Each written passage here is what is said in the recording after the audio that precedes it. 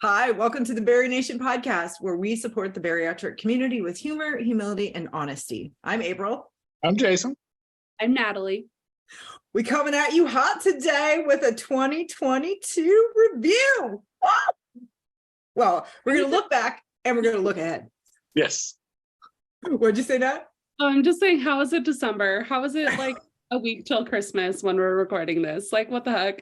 January through March takes 8 months, and then the rest of the year takes like 30 minutes. Yes. Accurate. I mean, and there were times this year that I was like, this year just needs to end. I remember just so desperately wishing that like Doc and Marty were here to transport me to 2023. Yep. And now it's like a blip right on the radar. This year, oh my gosh. So this was a year. There was so much that happened. I think there was so much that we did together as a community, as friends. We have grown personally, we've grown professionally. There's just all kinds of things. So we are excited to just kind of talk about the year that was. And then we're going to shift and we're going to really kind of talk about who we want to be in 2023, right? Just share the goals for our community, for BariNation, and share the goals and the things that we're going to be working on as individuals. Yeah, I think the 3 T's for this year are triumph, tragedy, and travel. Yeah. Yes, absolutely. I put them in any order you want, but that's the 3 T's. Oh my God, that like so sums it up. Oh my God. And there were definitely, oh my God. Yeah. So what, triumph, tragedy, and travel. Yeah, that's about it. Travel. I was telling you guys, like, I always send out holiday cards. And some years I struggle with what to put on the back of this thing. And literally I was like, well, maybe I'll just like be like, well, here's how we spend our year. And I literally had to change the font, take out words because I could not fit all of the things that we did in a paragraph. I mean, you got to be kidding me. You got to be kidding me. It's been a year. It's been a rough year, but it's also been an amazing year in many ways. Oh my God. It's been one for the record books. That's for sure. All right, my friends. Well, let's just dive in. Let's do it. Yes. Yes, please. That's like, yeah, please, because it's one step closer to being over. No, it's just honestly like just talking about, I know we do this pretty much every time we're together, but like really talking about this year is like, this year has been so special in so many ways. I know there's been some tragedies, there's been some hard times, but like when we talk about this year, you guys, like it just makes me so happy, honestly.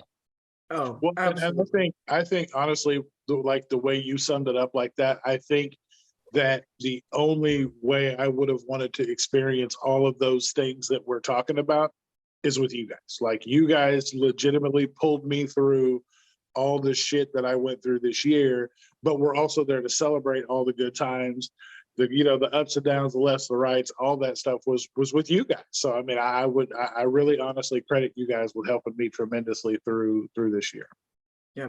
I mean, but this is what we do. We're friends. This is a supportive friendship. I mean, truly. Yeah. And it really, I'm so thankful for what we've built, on a personal level, on a professional level, because we have all experienced some tragedies this year, and we were able to support each other through them with so much kindness, with so much sympathy and empathy and true support. So, on the surface, right, or looking, if you're outside looking in, it didn't really look like, that much happened, but behind the scenes, wow, there was a lot.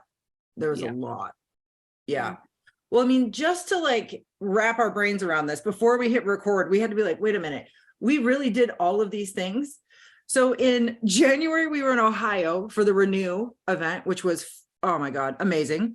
In April, we were together here in Washington for the podcast recording, right, with Bari Diaries. Then we went to Florida for the Bariatric Society retreat. Oh my God. Then Texas for that rad freaking meetup and experience with Dr. Joe and his wife Heather, right? With Dr. Chen and his wife. That, oh my God, that and crazy the Texas weekend. State Fair. Texas State yeah. Fair. Big Tex. We came, we did, we saw, we left very full. Creepy ass Big Tex.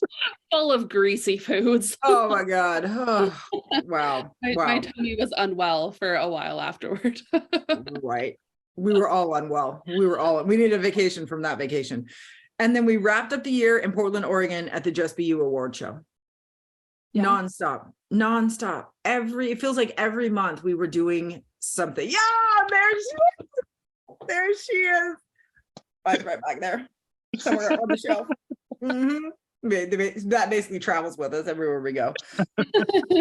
Good Lord. It was a year. Okay, so travel. Maybe let's just start with there. I felt like I was always stressing about travel. We were always talking about it. I was like, oh my God, we're going here, we're going there. But then all these amazing things happened every time we travel. And I just could not believe we actually did and went to all those places. Yeah. I mean, I think about Ohio. Ohio really set it off for us. I think that's like when we got home, we all, we have meetings, about every week. And we got home and we were like, y'all, we got to do this more. Like we were so excited. But I think about that, and that's where a lot of our core friendships really became. I knew a lot of the people that were there in passing, but I'd never really deepened those relationships. And Danielle, she is the leader basically of Ohio Bariatric Meetup, and her Renew event kind of stripped everyone down and forced everyone to kind of get real comfortable with themselves. And I think because we were in like that headspace, we could kind of just meld together when we were not at the event. So I just look back to that time and I'm like so thankful that we were able to make it happen, because like most of our travel, it happens within 3 weeks. We decide 3 weeks before and then we're like there. Right. We're like, oh yeah, we get together. Are we going to this? Sounds like a good idea to me. Cool, we'll book it. Do it. Well, and it's just such like it's just such a whirlwind, because we are so fastidious with our like business side of the finance house, and it's like we can't afford to do that. Like we if we're spending money, it's spending money on the experts that are working in the BariNation membership community. But then these opportunities come and it's like, okay, well, I'll buy my flights. Maybe BariNation, we can cover this one piece of it. Like a puzzle. And it's always a puzzle, and then yet we figure it out. And you're so right. The connections that we make with these people when we're in person they're allowed to flourish because we've built like this solid foundation with them virtually, right? Like all of these people we connect with virtually, you're working with them, you're learning, you're doing all this stuff. And then you meet in person and it's just like, oh, it's like it's just like a gift wrap. Yeah. Right. Yeah, no, it is amazing because initially when we first started talking about travel, it was about the event or how we were going to get there, all the stresses, like you said, of all the things. But the connections with the people wash all that away. When you're around the people that you really connect with, and that you get to have these meaningful conversations with, deep conversations, a lot of times, stuff that people tell you or that you tell people that you don't tell people in your normal everyday life, it just makes it worth it, which is exactly why the next time trips come up, we don't even question it. We're just like, if there's a way to do it, we like Sarah and I now have set a budget for trips, and like I budget my time off now because legitimately I have to be selfish with it, because I want to make sure that I have enough time to do all these things. And if you guys know me, I'm not a budget person monetarily, because if I want a hat or if I want shoes or I want something, I just buy them. And now Sarah has to be like, hey, aren't we going to this and this? She's like, you might want to not do that now. And I'm like, so it's very hard for me because I've had to sacrifice my shoe game because I got tickets to buy. So, but I mean, honestly, it's such an amazing trade-off. Like I wouldn't dare want to do it any other way, because these meetups are just as much for us as they are for other people. Yeah. Yep. It really has been just a magical part of the year. As it's stressful and, you know, kind of chaotic as it all is leading up to it, man, once we get there, it's just a whole different experience. Yeah. I was talking to like my mom at the Just Be You Awards. And, you know, she made a comment like, wow, it's so amazing to see, you know, the light in everyone's eyes and all this stuff. And I'm like, well, the light is because we're so happy to just be around our people. And it really feels like bliss. Like I can just be, if my tummy doesn't feel good, I just say, hey, I need to go to the bathroom. No one is worried about, I mean, they're worried about me, but not in the same sense that like other people are worried about you. But you can just be yourself. You don't have to have any like previous notions of like, hey, I have this thing. And like, if I do this, then don't worry about it. You don't have to have those conversations because we're all the same and we can experience that part of life together. So I think that's really what it boils down to is just, you're just with your people. Yep. Yeah. Well, and I feel like we've been talking about this a lot recently, which is a wonderful thing. But when you're with the bariatric community, with friends there, you just have these like burning questions that are top of mind, and you know that, about questions about our bariatric journey. I know that I can go to any of my friends in the bariatric world and just be like, hey, I got this question, like, oh my God, right? Like, I need some answers, I need some help, I need some support. And you're just like, boom, boom, boom, boom, boom, like, diving in, figuring it out. Whereas sometimes you don't know if you can ask your, like, your OG friends, right? Like the friends these relationships you've cultivated, before you've had surgery, because you're explaining backstory, you're explaining context, you're explaining so much, and they might not understand it because, they're not kind of like suffering from the disease of obesity. So there's all this stuff where it's like, oh, that's a lot of work. Not that it's not valuable, but I really need to get this answered and I'm going to go here. It's just a different dynamic. Yeah, you're not always looking to educate before you can get to the root of the question and to get your answer. Sometimes you just want the answer. You want somebody that's going to get it. So you just do, that's where you go. But, and also, we talked about traditions in the last episode for holidays and things. And when you really look at it, like you can create traditions and travel with these new, with your Barry family and friends, like we did when we were in Dallas and went to eat that breakfast that morning, and we created the graveyard at the end of the table for our plates that weren't done. It's just, the Barry graveyard. That's just, those are things that we look back on fondly and laugh about because our OG friends wouldn't understand that.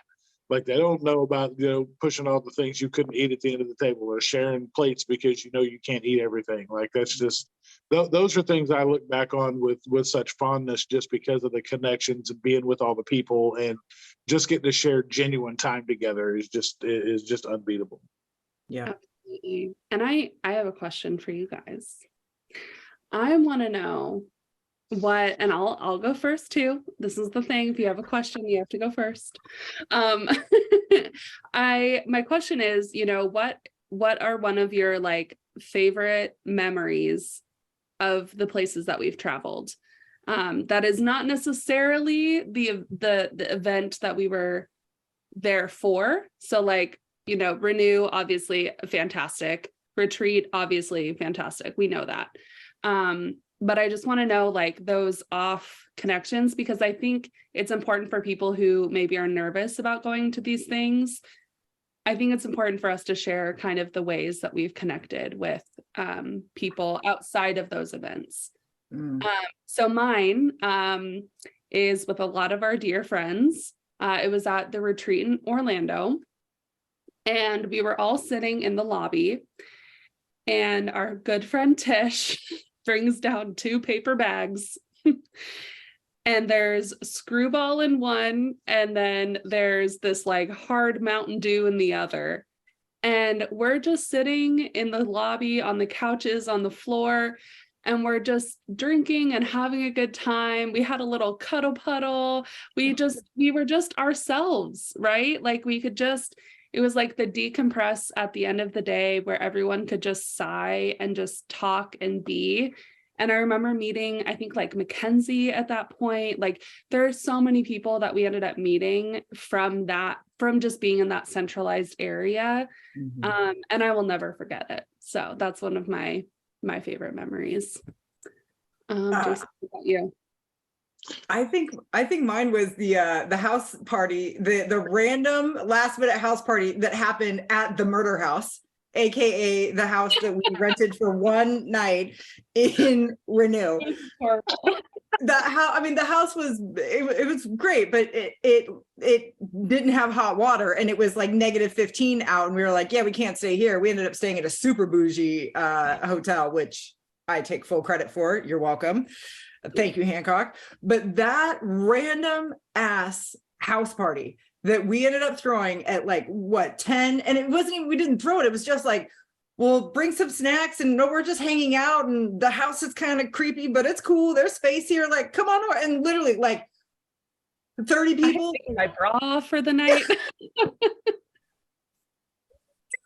parties, we were talking about female waxing. I mean, it was just, like, the conversation was hilarious. I have never laughed so hard in my entire life, and got an opportunity to meet people who I just never met before, and had some really powerful conversations with in the kitchen of the murder house. So Yeah, we were just standing. It was maybe 300 square feet. Like it was oh, tiny, maybe 100. I don't know. It was a tiny, and we were all like, oh, we could sit in the living room, but we're content. We're just standing in the kitchen. Oh, that was so great. oh my God. And the other thing that just cracked me up too, I remember like everybody brought so many snacks, like 2 or 3 different people were like, we're coming, what do we bring? And it's like, well, bring something to drink and then bring snacks, right?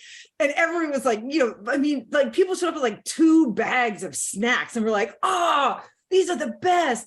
And then remember at the end of the night, we were like, oh my God, we ate none of this. Like we're like, oh my God. But that's how like we were there for the moment, we were there for the memories, we were there to have some fun, and it did not involve food in any way. It was just, oh my God. Yeah. That was awesome. So mine's kind of twofold. Mine is I've kind of got a two-way tie. A lot of the fun we had at retreat in Orlando was either in the pool, when we had pool time with everybody, getting together and kind of shedding all of our worries and fears, and everybody just kind of showed up how they showed up, whatever bikini, whatever they wanted to wear, whatever they, however they felt comfortable. So having that time in the pool, getting to connect with a lot of people that we don't normally get to talk to.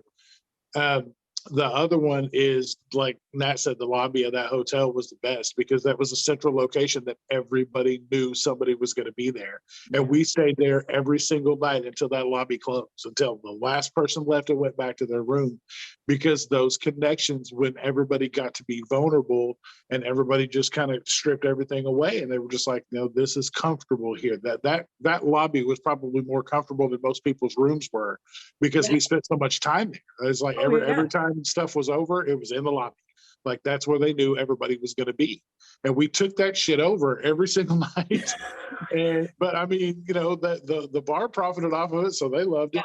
But it was so cool in that way, because it was just we had the ability to just be ourselves, and like Nat said, just decompress from the day, because a lot of that stuff was heavy, but it was a way for us to all come together and know that we were all dealing with the same amount of heavy.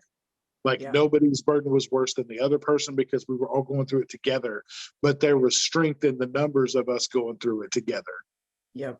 And that kind of ties into like even the fashion show was the same way, because it stripped everybody just got to be amazing, and everybody got to be celebrated. And that was just like, there were so many different events at that one event that just kind of culminated the community in such an amazing way. I really look back on that with a lot of fond memories. Oh yeah. Tears and laughter and all of that shared at that bar. A lot of it. It really does amaze me, the power of simple conversations, right? And I can also remember in Florida, somebody came up to me and said, oh, I need to introduce you to my friend. She's had bariatric surgery, has been struggling, right? Like, didn't even know that this thing was a thing. And I think I talked to her for maybe 15 minutes, and there were a lot of tears shed in that conversation, but they were tears of joy, like happiness of finally, understanding that, oh, there's nothing wrong with me. I am struggling with this. I didn't know this community existed, right? Just, you don't have those moments if you're not kind of out there doing those things. Yeah, because she was there for a work convention, and she Yeah. came over just to see what we were celebrating. And we told her, it was like, "Well, I have a friend." And yeah, that was crazy. That was really awesome. Yep. Well, and really, and looking back, at all of these events, there's only been a handful of people that I've met in the community who did not. There's only been a handful of people who were not who I thought they were going to be in real life. You know what I mean? It continues to, again, blow my mind a little bit, but really everybody that we encounter, everybody that I encounter is exactly who they appear, online, in person. And just to have that reassurance that, like, no, we are all out here trying to, create our best life. We really are living authentically who we are. And to be able to really, project that in the social media space, and then to be living that in real life when you're together, is just so powerful. Absolutely. So powerful. All right, well, let's transition. Let's talk about some tragedies that we experienced this year. There were some big ones. I mean, I had a loss of a very close family friend that really knocked me. That was tectonic for me. And it signaled, the loss of my family friend was huge. That hit me harder than what even I anticipated. To be a part of his passing was quite a gift, but it really signaled, the end of my life and kind of my family's life, I think, in one way. And it ushered in some really big changes, some really big conversations, some really big aha moments, right? Like in my family, we're not religious, but they're like come to Jesus moments. It's like, oh, this can't happen ever again, and this is never going to be this way again. And I had a lot of people calling me out on some things that I was doing, and it needed to happen. It was tragic, but it wasn't. I learned a lot from it. And I definitely, I feel like I came out of that experience a changed person for the better. But, oh man, that was rough. Well, and losing people close to you also helps you to realize and confront your own mortality. Like you realize that one day that's going to be you laying there, and you really have to kind of evaluate how you want, not only how you're living now, but how you want the rest of your life to go. Yeah. Because you do realize that time is limited, and those things are, you only, time is fleeting. You only have so much time left. Yeah. And, you've got a couple of different choices you can make as to how you want to, fill that time. Yeah. Yep. Yeah. What about you guys?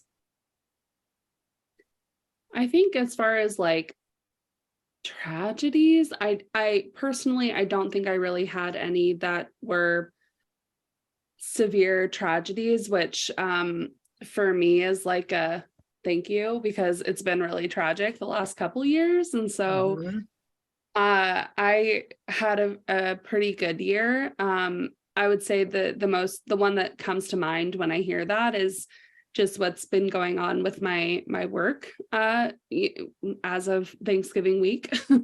There were some layoffs that happened that affected a lot of the company and my team specifically. And so, yeah, I mean, for me to have to like navigate that feeling of just feeling kind of lost and hopeless and not super happy with where I was working. And it's hard for me because it was the first job that I was like, okay, I can see myself working here for a while. And, my plan obviously is to get BariNation off the ground so that we can all do this full time. But this was my first job where I was like, oh, I could see myself, being here for a while.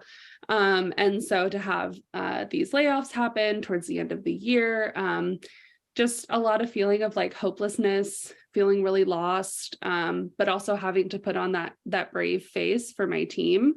And so I don't think I'm really done like navigating that. I'm still kind of like in the throes of it. But I will say I'm very proud of how I've been handling it so far, because of what I've learned from this last year.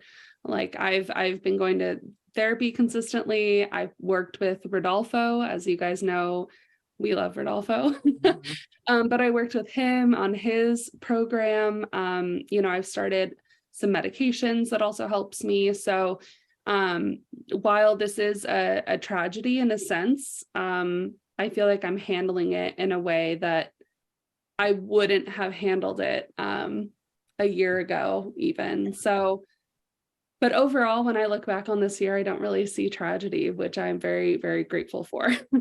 Right? Oh my God. I'm not taking advantage of it at all. Yes. Yeah. Yeah. You're not taking it for granted. For No. granted, yes, that's what I meant. Yeah, I know. It's been a long weekend. I feel like I'm crawling to the end of the year. But yeah, no, I've been very fortunate. My year has been really good, and I'm not going to try and find tragedy within it. So No, nope, no, nor should you. Nor should No, you. Yeah. nope. No. Celebrate the good times. That'll help get you through the bad. Yep. Yeah. Yeah. What about you, Jason? For me, I had a couple of, things hit me just, last month. So I was traveling home to see the girls, my grandbabies for Thanksgiving and see some friends and stuff. And I had a really good friend that I've grown up with. His father passed away while we were on our way down there. And then I got word the next day that my uncle had passed away too. So while I got to get there early enough to get to the service to support my friend, I wasn't able to stay long enough to get the service for my uncle. But spending time with my cousins and my aunt at their house, going through pictures and family, pictures from like the last, 30 years, being able to be there with them in those times and laugh and kind of, I haven't seen my cousin in probably it's been probably 4 or 5 years.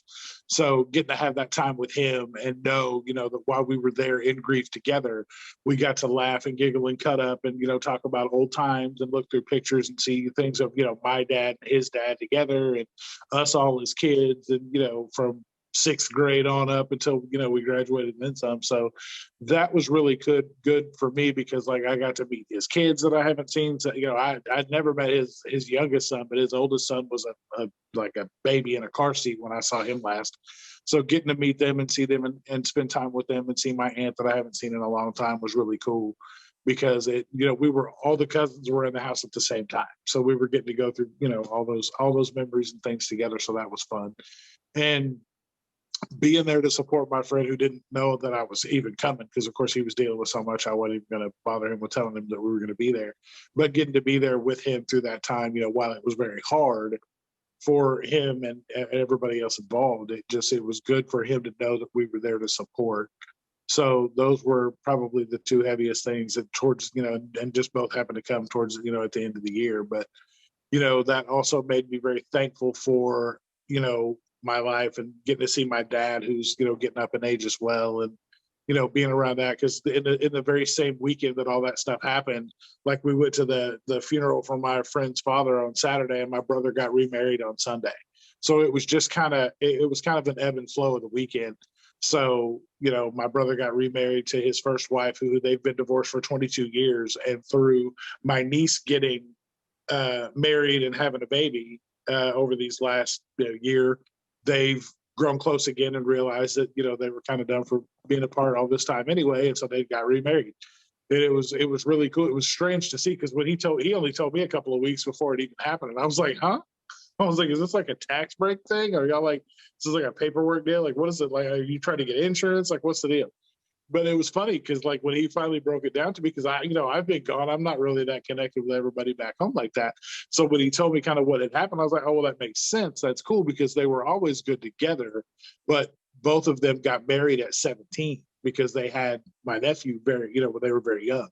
So them getting through that and kind of getting older and more mature and realizing kind of now that, it's ridiculous that they both be apart when they could be together. It was just kind of one of those things. So it was cool to do that. Just kind of like I said, it was ebbs and flows throughout the week that I was there, because I got to have my girls with me, which, as you guys know, I'm completely, wrapped for both of them. They control everything that I do when I'm home. So it was a good time, but there was a little bit of heartache in there as well. So I was glad to be able to navigate it by hanging on to all the positives that were happening. Well, really, right, it's hard, and I don't know if we're just wired this way, or I don't know if it's just something that the three of us have worked on since we've really become friends, but we all experience these setbacks, we all experience some tragedies, right? But it's what we do to learn from those moments and then apply that learning moving forward, right? Like, I know, I let some people down this year. I just did. And I had to acknowledge that. Right. And for me, it is a tragedy, because I don't want to let people down. I want to live up to expectations. Right. There were people,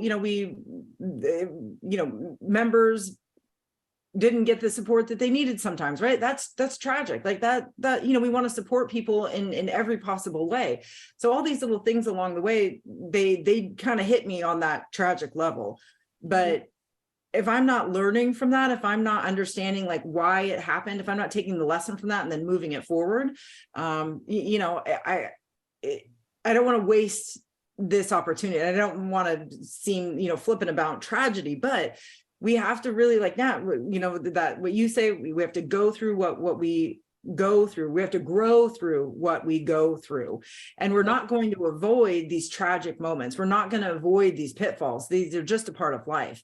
So to learn how we navigate through them and how we learn from them and take things from them and apply them to turn those tragedies into triumphs is really what it's all about. And I feel like we really did that well this year. I mean, we experienced exponential growth. We have over 50 experts that now work, in BariNation with us. Our community is thriving. The podcast is doing great. To win that community award was unbelievable, absolutely unbelievable. So the triumphs this year have just been monumental, right? I mean, and it just feels like almost every day now we are really seeing how our work is impacting others in our community and within ourselves. So what for you are really kind of the big triumphs of this year? I mean, there were a couple. I think obviously the award is like the most tangible way for us to know that like we're doing the thing that we need to be doing, and we're achieving the goal that we set out to achieve when we created BariNation. That evening I will never forget. I think that it was one of the most profound moments in my life. I think the other triumphs that I consider triumphs are just meeting the community when people pull me aside and say, oh, in this episode you mentioned this and that really got me through this, and being able to really sit down and physically hug or have those conversations with people who listen and follow and are in our community. I think those were just the little triumphs. And I don't mean little in the sense of like not monumental, but just kind of like the little like ticks, on the ruler of like, oh, I got to an inch. Okay, I got to 6 inches. Okay, I got to a foot. Like those were the moments where I was like, okay, we're doing the right thing. We're doing the right thing. And like the yardstick, like the end of the yardstick was the award, if that makes any sense. Like all of the people that we talk to, all of the people that we meet, those are the triumphs. And that last event, the award show, that kind of sealed the deal for me. And it's moving, and it's motivating to continue on the path that we are on. Yeah. Oh, absolutely. I think for me, a lot of it was kind of the realization that we're human. Like April, you said you let people down, and you had to come to the realization that had like we got that reality check. Like we're human. There are going to be times where we want to do a lot of things, And we do, like, we all still work full-time jobs. We do the things we do. We record when we can, like, and, we do all the other supports just come, when we have the time to do it. And realizing that we are going to fall short of the goals that we set for ourselves and the expectations that others have for us. It's just one of those things that, we needed to realize, because I think until this year, we've been able to do all of those things and never miss a beat. But in growth, which is amazing, those things happen. Those realizations come. We realize that they're, but in, what I always say is you have to get it wrong to get it right. Like you don't know where the pitfalls are until somebody reaches out and says, hey, just so you know, A, B, or C. So that way you can go back and build, things that keep that from happening again. So while we made mistakes in this growth, we're learning from those mistakes. And that's the positive in that thing. Those are triumphs for me. And the way, just the growth that we've been able to have and still provide the support, the level of support that we've been able to in the community with the things that are outside of the membership community, still to kind of simultaneously provide these things is the most rewarding thing I think that I've ever been a part of. And so to me, it's all a triumph. Every day, every time we get to log in and do this, or every time we get on live and we have, anybody logging in, like those numbers keep going higher and higher every week when we do the struggle bus. But to just have one person tune in and watch what you're doing means you're making a difference to at least one person. So those things, to me, to watch the growth that we've had in the podcast and the lives and the VBMs and the everything else, it just is, I'm just proud as hell of all of us, because we tirelessly work to do this, but it's for the best reason possible. And I love the fact that not only are we able to do it, but that people actually let us know that we're doing it the right way and for the right reason. Like the feedback we get from that is just something that I will never get tired of hearing. Yeah, and I think what you said really struck with me, Jason. We really had to learn how to lean on each other throughout this year. April, over the summer, you were like, hey, I gotta peace out. Jason and I were like, cool, yeah, well, we got it. There are some weekends where I'm like, I just can't handle this right now. And Jason and April again, okay, cool, we got it. And I think what we've learned throughout this year and where those mistakes come in have only made us stronger as a team. And that's where a real triumph has come, because now we're at the end of 2022 and we know, okay, April's, showing this pattern. Maybe we should just let her step away. Or with me, right? Like with my work stuff, and I'm like, hey, I'm just overwhelmed. My schedule's changing, blah, blah, blah. And I can say, I can't make this thing, or I can't, do this. That's hard for me. That to me feels like a failure, but to know that I can lean on you both for the same in return, that's huge. And that's a huge amount of growth from us as a team, as well as individually. Yep. Yeah. Well, yeah, because we all feel that same sense of like, this is our baby. Like, we don't want to, there are times we have to miss for whatever reason, for whatever the event may be. And it physically hurts. Like, I can skip a day at work and I don't give a shit. But if I skip a struggle bus episode or something with you guys, it literally hurts. Like that was the funniest thing about last time when I had the dinner I had to go to and you guys did the struggle bus, and I still logged into the damn struggle bus from the dinner because I'm like, I can't just not be there at all. Like, Sarah's birthday dinner. Sarah's birthday dinner. Birthday dinner. He logs on. I'm like, get out of here. But I totally know what you mean. That was like, struggle bus fell on a Tuesday, and that was my or it was on a Tuesday that was my birthday, and I was like, I would rather spend time with you guys, because this is my baby, but also I feel like I need to take a break. I need to step away. Yep. And it is, just so you guys know, I have receipts every time we're like, is it okay if I It's Oh, yeah, are no, you and we all do it. We're like, hey, sorry, or I yeah, hate to do this, but it's never just like, I'm not gonna be there. Like we Yeah. all lead up with this thing I because hate we it. in our minds it's this monumental conversation we're about to have because it is hard but it's hard for us. Like we Yeah. don't want to not do it. But at the same time, we know that we know that if we miss it, it's for a good reason. It's not just because it's we don't feel like Yeah. it. It's Yeah. legitimately because something is keeping us from doing that. Oh, And yeah. even still, like it means so much to us. Like I said, like I still jumped in at Sarah's birthday dinner. I was like, I'm not really doing a whole lot. Like I just want to check in and be like, hey guys, what's up? Just let them know I'm here. Like actively talking shit about Jason. Not really, but I was talking about Jason. And he was like, oh, hey. Yeah. Uh-huh. Hey, Like, heard all that. What's up? oh God. Oh my God. Well, and when it is amazing what we do with the little time that we have to do this, right? There's the podcast, there's the VBM, there's all of the support that we offer on social media, and then there's the entire beast, which is the membership community. All of that is happening before our jobs and after our jobs and on the weekends. And the reason that we're able to do that is because we have very supportive people in our life who understand how important this support is, not only for other people, but they understand how important it is for us.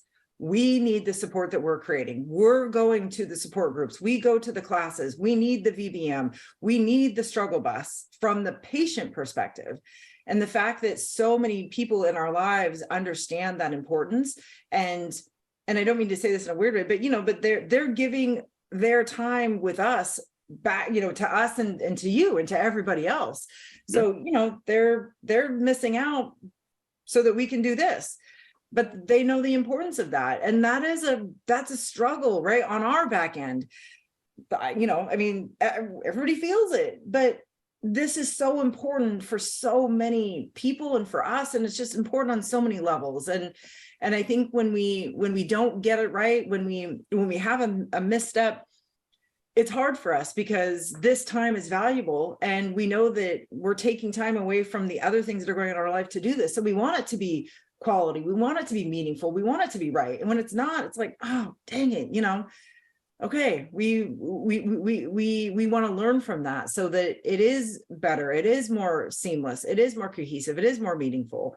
But it's a monumental lift on the back Well, end. and where the community can understand kind of that same thing is that they, their family and spouses and things also give their time up with theirs to let them, join the community and the events and things. And there's lots of times, we hear from people that are just like, yeah, I was trying to cook dinner and I stopped doing that so I could go to class, or, my husband took over so he could go do that, or my wife or this, whatever.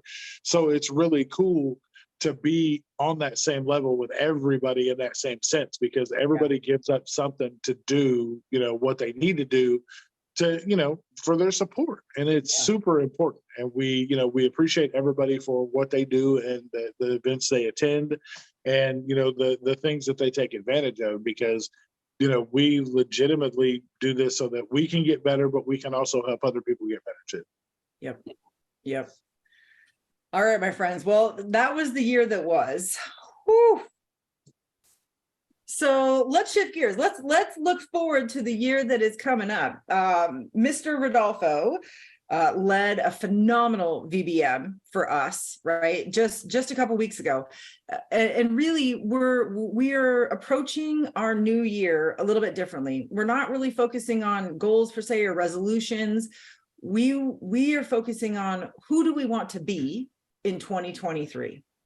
So yes, there are things we want to accomplish, but in order to accomplish those things, we're going to have to be a certain person, right? We're going to have to embody certain habits and actions and thoughts and traits to become the person that actually achieves those things that we have set forth out to do. So if you guys didn't join live, highly recommend watch the VBM. It's on our YouTube channel. Just go to YouTube, type in BariNation and watch it. It's an hour and a half long because it was a workshop. And actually do the work that Rodolfo guides us through. Spend the time, get a notebook, really think through, who you want to be in 2023.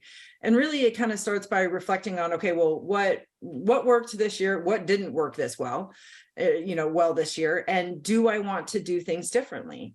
So we're going to kind of have that. We're going to share with you now, like, who we want to be in 2023 and why we want to be that way. So who wants to start? Nat, go first, Nat. The things that did not work this year for me are really about relationships and connections. And I know that sounds weird because the first half of the podcast, I was like, oh, all these connections I made, they were so great. They were. However, I did not do the best job balancing, my time, being intentional with those connections. I did that fun thing that we all do, the all or nothing, with basically, swinging the pendulum towards bariatrics, and I'm going to go on all these trips, and I'm going to hang out with all my Bari friends, and I'm going to do all this bariatric stuff, blah, blah, blah. Well, then, about halfway through the year, I got really panicked because I was like, I haven't spent any time with my OG friends, as we call them. I haven't spent any time with my family. I'm going to swing this way. And so over the summer, that's, really what I did. I leaned into the, the core relationships and connections that I had from my life pre-op. Well, then I just felt so burnt out because my pendulum was just whipping from one end to the other, that towards the end of this year, I've just kind of stopped doing anything, really. I've spent a lot of time at home. I've really just kind of started protecting myself in a way that actually did not help me, because I ended up isolating myself a little bit, turning things down, even though I wanted to do them, but was afraid that I would get burnt out. It was a whole cycle. I'm sure many people can relate. So that being said, I reflected and I realized it was because I just was not being intentional with my time. The time that I was spending, it was like a debit or a credit card, right? With like $1,000 on it. I was just swiping wherever I could. And towards the end of the year, I just had nothing left. And so I just want to be more intentional with my connections and my time. And yeah, I bought a planner that I actually think I'm going to use this time. Dang. And I'm saying that here so that I can be accountable to actually use it. Because I just need to figure it out. I have a whiteboard like right in front of me that I literally haven't used officially for a year. It says December on it. Oh, like that's the level of like I gave up in 2022 on like my time and trying to manage it. So that is what I'm doing this year, is just being more intentional with my time, saying no to things that I actually don't want to do, not something that I'm not going to say no because I think I won't like it or it'll drain me. I'm going to say no because I actually like, that's actually not going to be something that will help me. And I'm going to say yes to things that I think will fill my cup. But yeah, just being more connected and intentional. Yes. Well, and really, right, that's who you want to be. You want to be a person who is connected, and you want to be a person that is intentional with your time. Yeah. So in order to become that person, that's going to take some forethought and some planning and some reflection and some downtime, right? So you really have identified that, well, this is who I want to be. So what do I have to do to actually live my life, as this person? So, and it's awesome that you are already identifying some tools that you're going to need to onboard, and you're willing to try it, right? You're just going to keep trying different things to help you be connected and intentional. And I think that's awesome. Well, and a lot of people don't realize that, that happens. They will do that, like the pendulum swing, the back and forth, and then the isolation. Because, we talk about, me time and self-care and all those things, and isolation sometimes is needed and it's healthy until it's not. And that finish line comes abruptly. Like, it's not something that you can be like, oh, I kind of feel like I want to ease back in. Like, you'll be cool. All of a sudden, the next thing you know, like, you're like, the walls feel like they're closing in. I'm in my head too much. I'm thinking all this shit, like negative thoughts come into play, and, negative self-talk and all that. So really, honestly, jumping back into, real life is something that's, definitely needed, but like you said, in a meaningful way. So. And I noticed that my eating habits were falling off. I mean, I know it wasn't just like, oh, I'm lonely and like, that's a part of it, right? Like, I am lonely, but the other part was like, I'm snacking, I'm not meal prepping, I'm like, all of these core things that I started doing this year to like build habits for myself. In the last, 6 to 8 weeks, I've really let fall off and I'm not doing them. And that's a sign to me that like, okay, you've had a little too much isolation. Like, this is a little too much. And we need to get you back on. And that, yeah, I mean, it's scary to also like get into that point where you're like, oh shit, like this is not a place that I want to be. So yeah, Rodolfo's workshop literally came at the best time for me. Well, yeah, because you're like, when I said I'm doing nothing, I mean, I'm fucking doing nothing. Like, I'm not doing no berry shit. No, I'm not doing nothing. Like, isolation. I literally, I tell April and Jason, if I'm like, I'll be like, no, I'm not doing that. And then I'll tell my friends, no, I'm not doing that either. And then I'm just at home with Hooper, which is great. Like, love Hooper, but like, so yeah. And, I think when you're talking about, you want to be connected, you really want to be connected with yourself. Yeah. Right. You are looking to be connected with really, your truest desires, with really what you want out of your life. And then the only way to really achieve those things is to be intentional in all of these areas of your life. Right. So we know that if we want to make bariatric progress, we have to be intentional with our eating. We have to be intentional with movement. We have to be intentional with our mindset work. Mm-hmm. And that means building in time throughout our day and our months and weeks to do that work. And it's all related back to that connection piece. If I'm connected with myself and I understand, what's best for me, and I can be intentional with my time, that's how you're going to do it. Well, and it's the most important connection you're going to make, because you can't connect with others unless you're connected with yourself to know that that's exactly what you're doing, because you're not going to know if you're being more intentional with your time or anything that you're doing what you're supposed to be doing if you're not connected with yourself first. Yeah, absolutely. And it's like, I'm turning 30 next year. I'd really like to enter my 30s with like a little semblance of who I am. Oh, you thought you were supposed to have your shit together by the time you were 30? Nah, it's fine. No, not my full shit, but like maybe a little bit of shit. Just, I'm still trying to figure out who I want to be when I grow up, and I'm 41. So hey, I'm 46 and still don't have it figured out. So don't worry. I want to know. It's kind of fun. I will never be an adult. Like, I look at like actual adults that are my age and I'm like, ugh. Like, yeah, no, I don't want that. I just want to be more intentional and just live my life. Cause I have friends who are like, oh yeah, I use my planner every day and I know what I'm doing this day and that day. And I'm like, oh, I want that. So I'm just going to do that. Awesome. Yeah. What planner did you, cause my love languages planners. It's the Soul Planner, SOL. And the reason I got it, you have, kind of a brain dump space at the front of the month. You have, your calendar, so you can write like the big things, but then on the weeks, it has a spot for water tracking. It has a spot you can like write out your meal plan. It has a spot, each day has like vertical like to-do lists.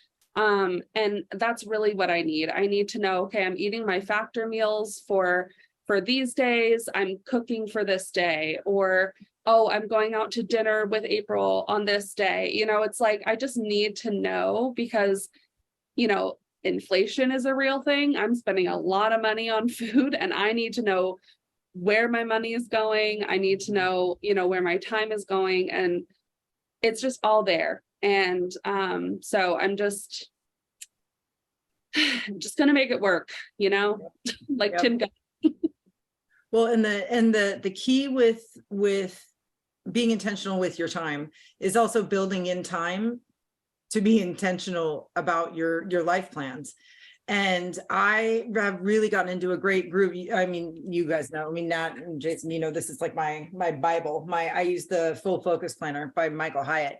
And I literally build time in my day to interact with my planner, like in the morning and at night. Like this is, I have to build that in. But again, it's about connecting with your plan, connecting with what you want to get done that day.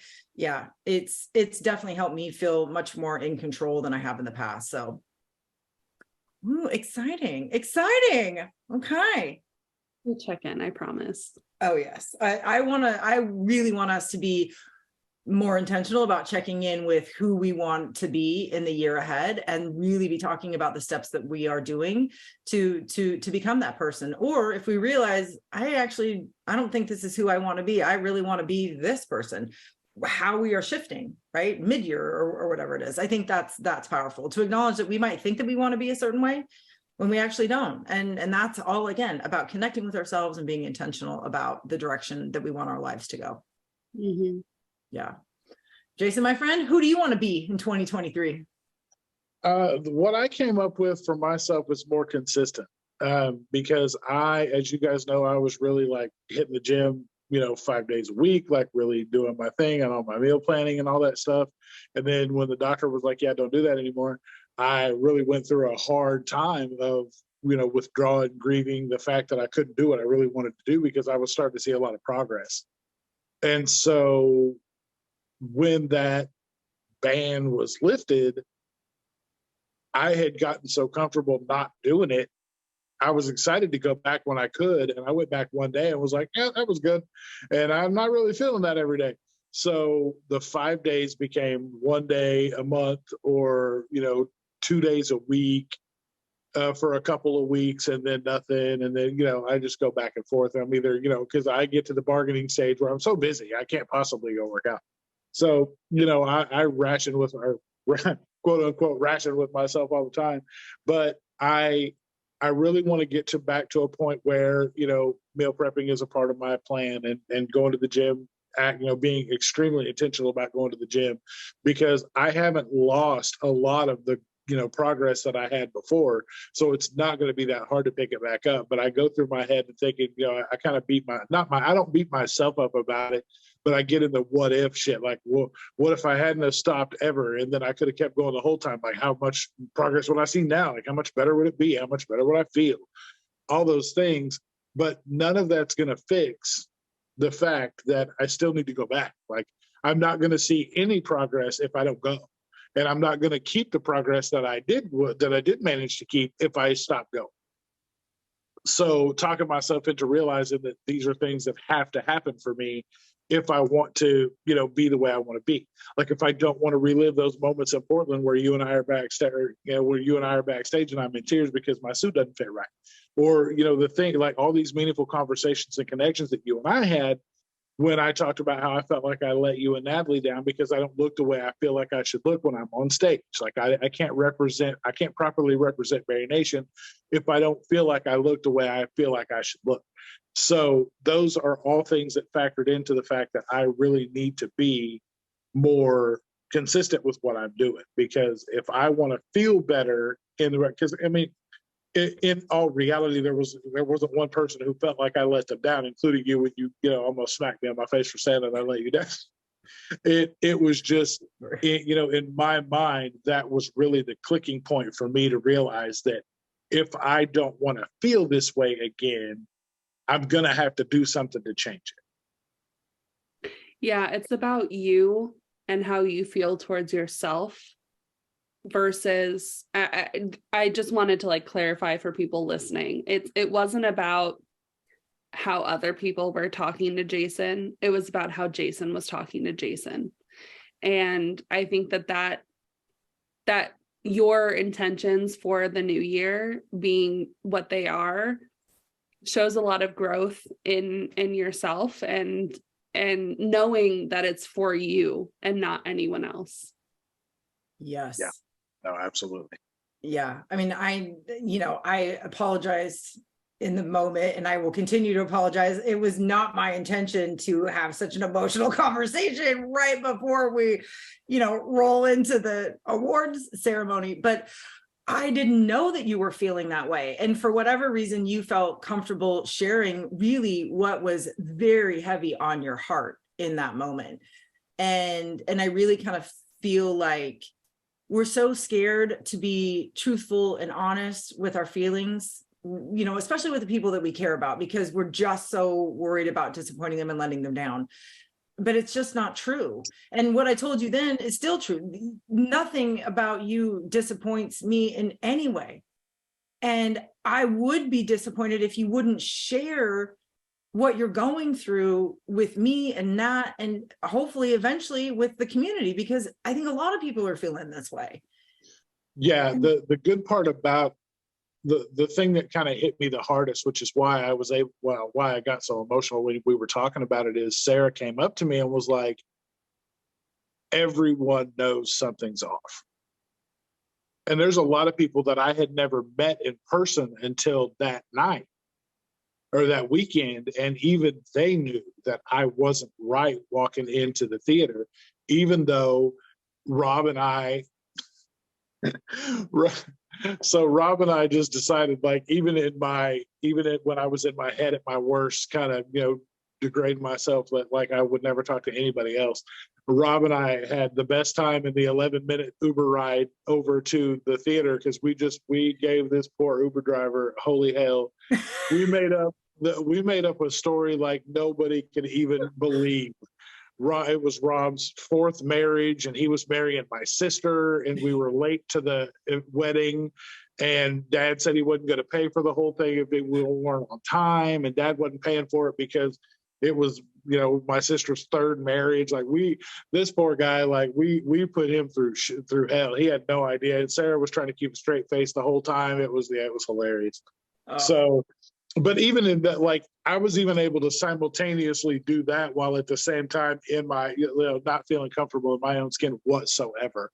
Yeah. So getting to the event and talking to people and meeting people and people knowing that I wasn't okay, and coming up to Sarah and coming up to you guys and coming up to Rob, and Rob even saying something about it, it really hit me in a way of knowing that, people connect with you in ways you don't even know. So for them to know that I wasn't okay, but not really know why I wasn't okay, is really what kind of filled me with the emotions I had when I talked to you before we went on stage. But it just, like, it all connected with me in the same way. And I realized that, like I said, it was a big pivotal moment for me to realize what I had done initially was let myself down, because I wasn't doing what I know I was supposed to be doing, what I should have been doing, if I didn't want to feel that way in the moment. Yeah. But what you showed was a lot of bravery. What you showed was a lot of courage. And really, you showed all of us that you are ready to commit to yourself in new ways. And that's really hard to do. And, to do so in such a public way is even, even more difficult. But you really are on a mission, I think, in 2023 to understand exactly who you want to be in terms of your bariatric life. And not only that, but just, you're ready to take your life in a different direction. And you are, you're willing to commit to that. And I know that you probably don't even know what that's going to look like right now, because you're kind of embarking on a life that you've never lived. Right. And it's going to be fascinating to see how you live this life, how you really become the person that you want to be. It's going to be awesome. Yeah, because two of my goals, I haven't even shared it with you guys yet, but two of my goals for the year coming up is to work with a dietitian and to also work with a trainer. Dang. So you want to be a person committed to their bariatric life in 2023. Yeah, I'm gonna have to be, because the one of the moments that was really one of the reasons it really bothered me about that night, the award show night, was that I was on the men's panel with Rob, Dalton, and, John. And my biggest thing was is I don't look like they look.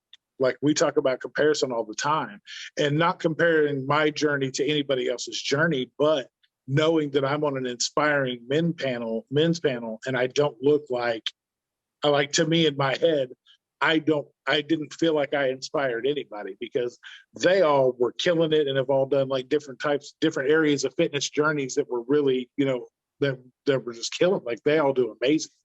And so for myself, I realized that I don't look like I looked at retreat. So there was a shift in the way even I looked, and didn't feel comfortable with myself stepping out on that stage with so many people, because I was going to be the one that did, one of these things is not like the other kind of thing. I felt like the odd man out in that situation.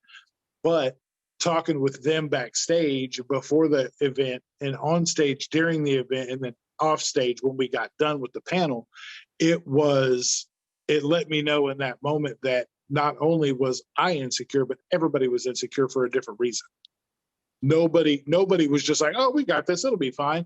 Like, it was just like, it was something that let me know that I really didn't have anything to worry about. So that's why, like, when I was looking through the pictures yesterday that posted, and you could, like, when I was up on stage, you can tell you had no idea, because I legit let it all go before I stepped out on stage with them, because I knew I wasn't alone in that situation. Like, everybody was, henpecking themselves about something.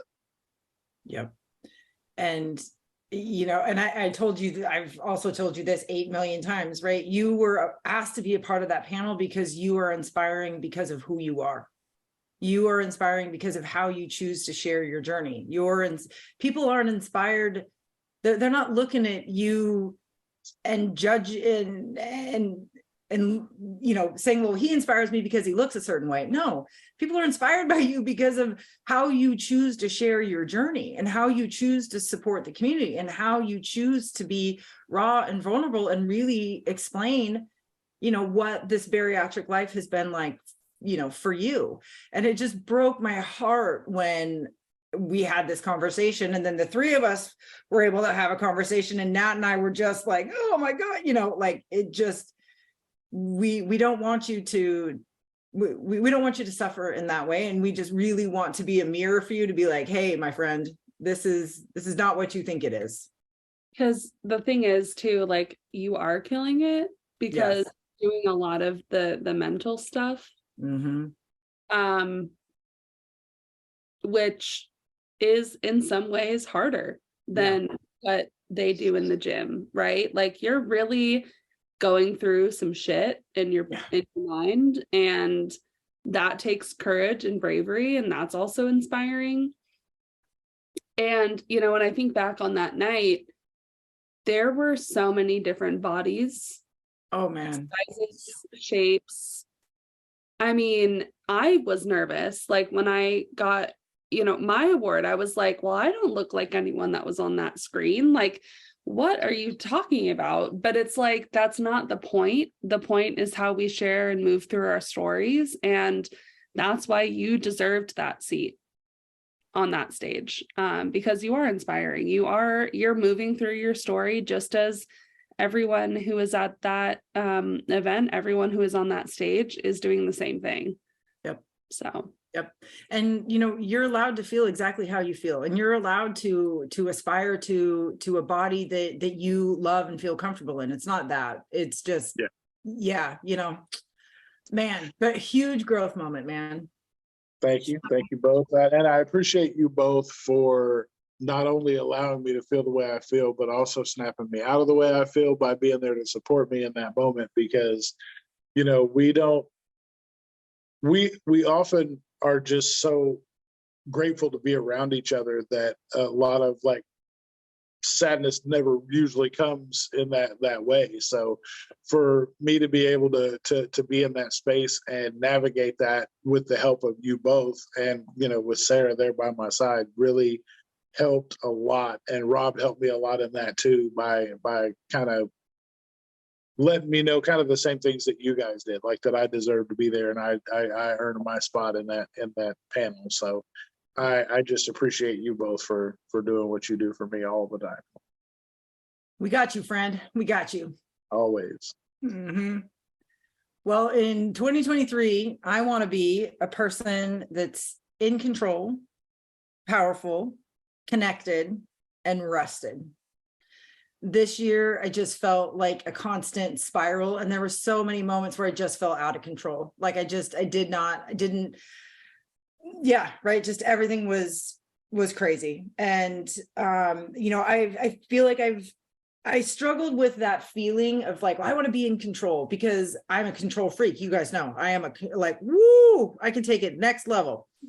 But I feel like I've done a lot of work this year to really pour my energies into controlling what I can control and letting go of the things that I can't and not worrying about that. So when I say I want to feel in control, I want to feel in control of what I can control. Right. And a lot of that comes with like mindset, right? My movement, my nutrition, that I want to be in control of that. And I want to feel powerful. Sometimes this year I felt just not powerful. I don't even know what the opposite word. I just felt insignificant. I just felt not powerful. And I don't want to be powerful in a weird, creepy way. I just want to feel empowered to live the life that's best for me. I want to feel empowered to make decisions. I just want to feel, that I am empowered to do what I know is best for me. Like you, Natalie, I struggle with connections with my family, with my friends, with Grady. There was a lot of time where I just felt very disconnected to my core, right? And to the people who are really a part of my core. So I need to be intentional. I want to be intentional about those connections next year.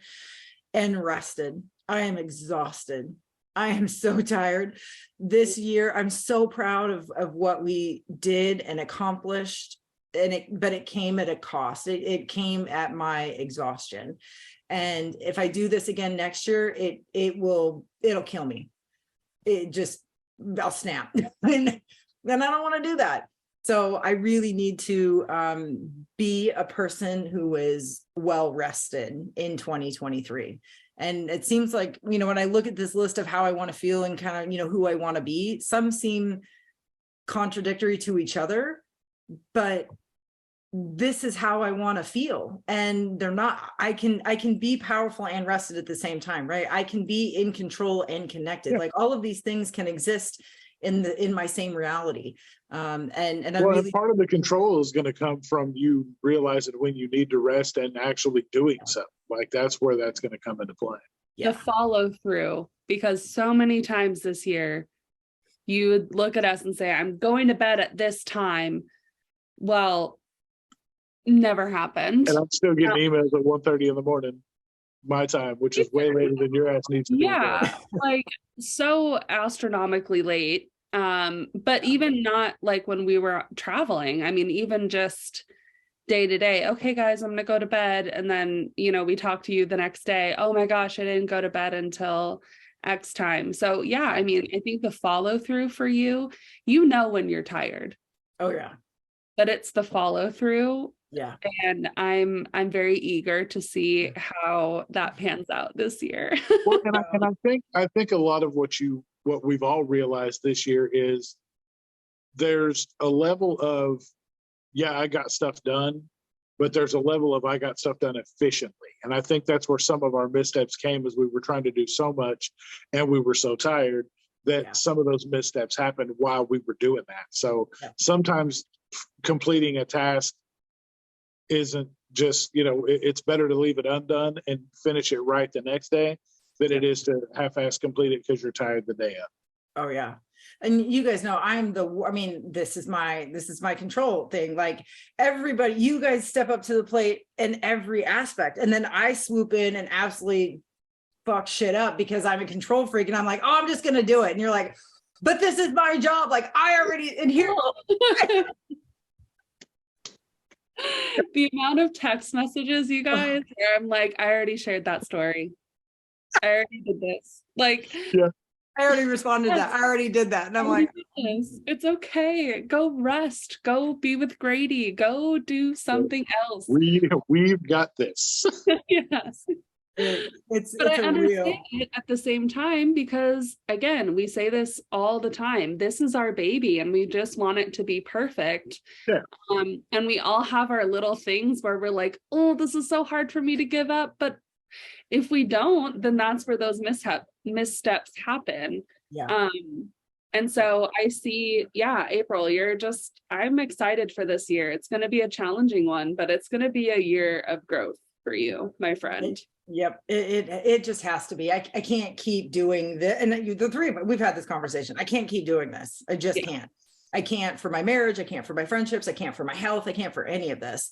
But this isn't also something that I'm willing to step away from at all. Like, this is my passion. This is, this is who I am, and it's who all three of us are. So this is our life now. So how do I do this while also maintaining, right, what, really being the person that I want to be? Because there are plenty of people who are entrepreneurs and running companies and living a very balanced, calm, peaceful, rested life. Like, that can exist. And instead of me saying like, well, but those people, they've got a huge staff and, their company's making $1 billion a year. No, none of that matters. They're accomplishing it, which means it can be done. Yeah, because they didn't start at $1 billion a year with a huge staff. They started just like we did. And the thing about the intentionality of what you're doing is when we become more targeted in what we do, it helps to grow everything. Like, we won't feel like everything's so spread out and scattered because we're all being more intentional with what we've got going on. So I think together we will raise we'll raise the sales together, because nobody can just do it by themselves. Yeah, no. Well, and you guys know that's my favorite, like, analogy, metaphor, or whatever. I'm like, all right, are we all in the boat? Are we all rowing in the same direction? Are we going to the same, right? And I really feel like all three of us are feeling the need for that in our personal life. And then we very much feel the need in the BariNation world. And the fact that we have so many people who are in the boat with us, rowing in the same, right? Like, it's just unbelievable to really think that that's happened, but that is exactly what has happened. That is, we have built, and we are building, and we continue to build just the most amazing, supportive community. And I am just so excited to see where it goes in 2023, because it's going places. It's going some real big big places, real cool things. Can't wait. Oh my God. Yeah. Travel, absolutely on the list, right? Yeah. And I think really is like BariNation, right? We want to continue to offer quality supports. We want to continue to add to those supports. We want to make sure that, right, that every bariatric patient can find meaningful and valuable support in and out of the community. It just doesn't matter if they're interacting with BariNation, that the support that they're getting is meaningful and valuable. And growth, right? We just want to grow. We want people to know that this support exists. We want people to know that they don't have to feel alone. We want people to know that they're fighting a disease, a lifelong chronic disease, and it's going to require a lifetime of treatment. And being a part of an engaged community can and should be a part of that treatment. And we were so blessed with that donation. We were able to offer those scholarships to 25 humans. It has really lit a spark in us. Like, we give what we can, right? We give what we can, but in 2023, we really are on a mission to continue that give back. Like, we got some big things in the works, my friends. We got some big things in the works, and we really want to pour all of our energies into creating this amazing support and to making it as accessible to everybody as possible. And we have a game plan for making that happen. We really want to give big in 2023. That's on our radar. And a podcast tour is still in the works. We haven't got it all figured out, but we're still working on trying to make it happen. We want to get all the places and see all the people. But we're slowly working on making some things happen. Oh my gosh. I think we might be hitting up Canada at some point. That has come up several times now. I think this is the closest we've ever been to actually making it go, though. I think that's kind of the thing for me, is I'm like, we're really close to that. Yeah. And on like both coasts, the West and the East Coast. So yeah. Yeah, there is. Oh man. I mean, if I could wave a magic wand, it would be, yeah, I would wave it for a few things, but being able to travel to really see and connect with the people who are just ride or die supporters, yeah, would be amazing. Being able to just actually interact with every single one of you, that is our end goal, really. Yes. Yep. Obviously providing that support daily is important, but man, once we get to that point where we can just I know. And what we're really cognizant of too is that we know that sometimes these big events, they go by in a flash, right? And you get 30 seconds with somebody and then you have to move on, right? How can we really create these opportunities in these moments where we can be together and it's not 30 seconds, right? Yeah. Where it is some really quality time, you know, maybe not one-on-one, but, you know, like now when we did the dinner, you know, you and I just went to dinner, not as BariNation, just as bariatric friends. And we had dinner with 18 other bariatric friends. It was amazing. Yeah.